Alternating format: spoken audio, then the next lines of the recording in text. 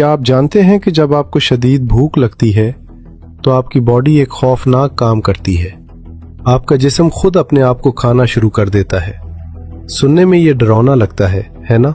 लेकिन इसी खौफनाक अमल को दरियाफ्त करने पर 2016 में जापानी साइंसदान को नोबेल प्राइज मिला। इस प्रोसेस को ऑटोफेजी कहते हैं। ऑटो का मतलब खुद और फेजी का मतलब खाना।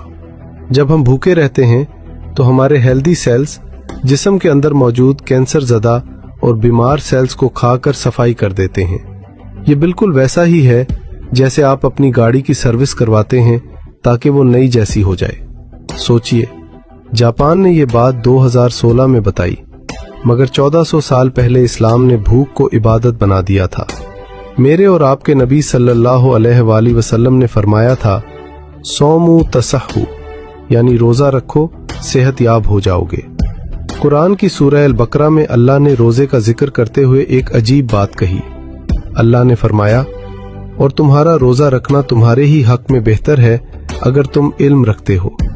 गौर करें, अल्लाह ने ये नहीं कहा कि मैं खुश हूंगा, फरमाया तुम्हारे लिए बेहतर है, यानी फायदा तुम्हारा ही है। आज मेडिकल साइंस कहती है कि ऑटोफेजी का प्रोसेस तभी स्टार्ट होता है जब इंसान 12 से 16 घंटे भूखा रहे, और ये टाइमिंग बिल्कुल इस्लामी रोजे के दौरानिये के बराबर है। क्या ये महज इत्तफाक है? ये सिर्फ सवाब का मामला नहीं, बल्कि कैंसर और बीमारियों से बचने का एक आसमानी डिटॉक्स प्रोग्राम है। जब आप रोजे में होते हैं तो आपका जिस्म अपनी एनर्जी खाना हजम करने पर नहीं, बल्कि खुद को ठीक करने पर लगाता है। टूटे हुए सेल्स जुड़ते हैं, पुराना कचरा बाहर निकलता है और इंसान अंदर से नया हो जाता है। इसीलिए साइंस कहती है कि जो लोग फास्टिंग करते हैं वो लंबी उम्र पाते हैं और देर से बूढ़े होते हैं। जिस हुक्म को हम बोझ समझते थे वो दरअसल अल्लाह की रहमत थी हमारी हेल्थ के लिए। दुनिया दवाइयों में सेहत ढूंढ रही है, जबकि अल्लाह ने सेहत परहेज और फाके में है, बल्कि जिस्म की हिफाजत का भी मुकम्मल निज़ाम है। रोज़ा हमें सिर्फ सेहत नहीं देता, बल्कि हमें गरीब की भूख का एहसास भी दिलाता है। साइंस ये भी कहती है कि रोज़े से आपका दिमाग ज़्यादा तेज़ काम करता है और फोकस बढ़ता है। शायद यही वजह थी कि मुसलमानों ने अपनी सबसे बड़ी जंगें जैसे ग़ज़वा बदर रमज़ान के महीने में जीते।